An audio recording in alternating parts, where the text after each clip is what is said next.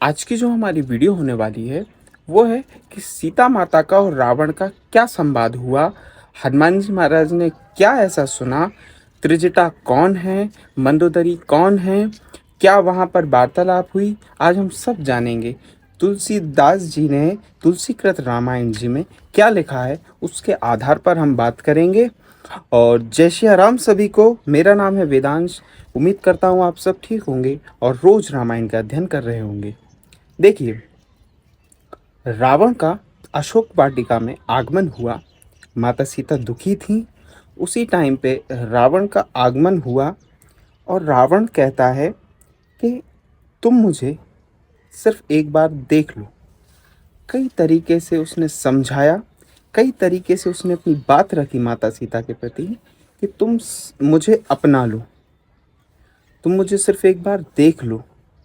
मैं सारी पट रानियों को, जितनी भी रानियां थीं और जो मंदोदरी थीं, उनमें से मेन जो थी वो मंदोदरी थीं। अ, माय दानव की जो बेटी थी वो मंदोदरी थी। इन सबको दासी बना दूंगा और तुम्हें सर्वोपरि रखूंगा, तुम सिर्फ एक बार देख लो। तो माता सीता ने जमीन में से एक तिनका उठाकर, देखिए आपको बहुत अच्छा लगेगा सुनने में, कि एक तिनके को उठा के उसका पर्दा करके माता सीता ने जवाब दिया।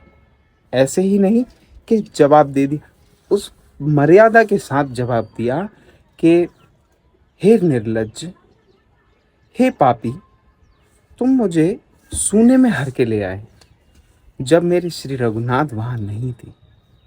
अगर श्री रघुनाथ वहां मौजूद होते तुम हर लाते मुझे। तुम एक जुगनू मात्र हो मेरे प्रभु श्री राम के सामने। कहाँ प्रभु श्री रामचंद्र जी सूर्य और कहाँ तुम एक जुगनू। क्या जुगनू की और सूर्य भगवान की तुलना हो सकती है? इसी प्रकार की बात जब माता सीता ने पापी को समझाई, तब रावण ने प्रत्युत्तर में कहा कि देखो, तुम मान रही हो तो ठीक है, नहीं तो ये मेरा जो खड़ग है, तलवार जो उसने निकाल ली थी, ये जो खड़ग है मेरा, इससे मैं तुम्हारा सर धड़ से अलग कर दूंगा।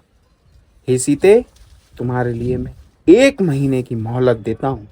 और राक्षसनियों, मैं तुम्हें भी 1 महीने की मोहलत देता हूँ कि तुम्हें जिस प्रकार समझाना है, जो भी करना है करो।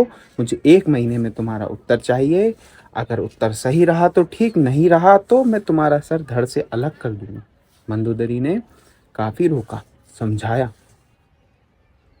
और जब ये सब घटनाएं हुई, उसके बाद रावण को समझ में आया कि अब मुझे यहाँ से चला जाना चाहिए, क्योंकि माता दुखी हो गई बहुत। वो खड़क से ही कहने लगी कि श्री रामचंद्र जी से दूर रहने से तो अच्छा है कि ये खड़क मुझे मार ही दे। क्यों ना कहें, वो इतनी दुखी क्यों ना हो श्री रामचंद्र जी से दूर जो थी। और ये सब बातें हनुमान जी महाराज सुन रहे थे पेड़ पे बैठे बैठे।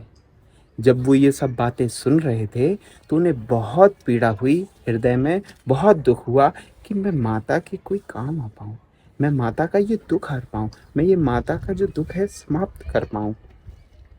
मुझे जल्द से जल्द ऐसा करना चाहिए। हनुमान जी महाराज दुखी हो रहे थे और चिंतित हो रहे थे माता सीता को देखकर। उसके बाद वहाँ पर त्रिचिटा आई और त्रिचिटा ने माता सीता से बोला कि हे सीते, सब ठीक हो जाएगा, तुम दुखी मत हो। त्रिचिटा वो जिनकी श्री रामचंद्र जी के चरणों में अत्यंत प्रीति थी, बेहद प्रेम था, तो उनका मन अशुद्ध कैसे हो सकता है?